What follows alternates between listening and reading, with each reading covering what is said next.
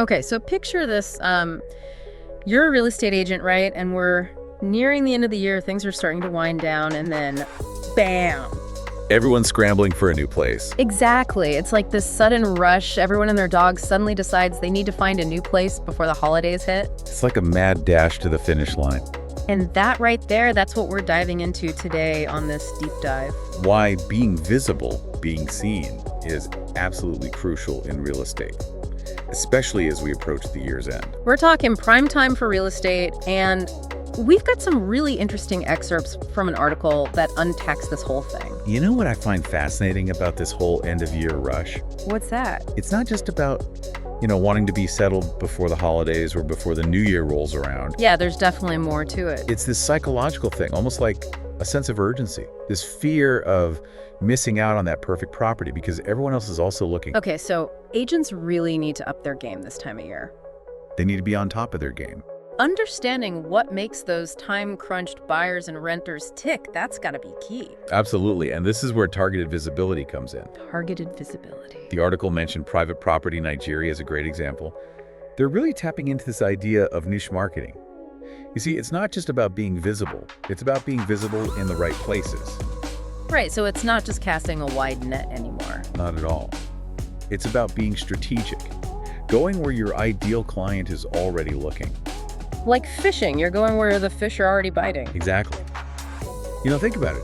When you're ready to make a purchase, you're more likely to go with a brand or a service that's already on your mind. Something familiar.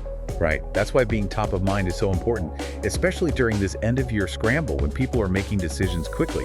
If you're the first agent they think of, you're already halfway there. And platforms like the one we talked about, Private Property Nigeria, they make that whole process so much smoother. So clients can zero in on exactly what they're looking for, and agents connect with leads that are genuinely interested. it's a win-win. It is a win-win, but it got me thinking, that's a fantastic example for Nigeria. But how does that translate to other markets? What are some ways that agents can boost their visibility no matter where they are? That's where a good mix of online and offline strategies come in.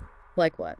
Well, online, it's all about having a strong social media presence, utilizing targeted ads, and making sure their listings are front and center on those popular real estate websites. So you got to be where the people are. Exactly. And offline, it's about networking, getting involved in the community.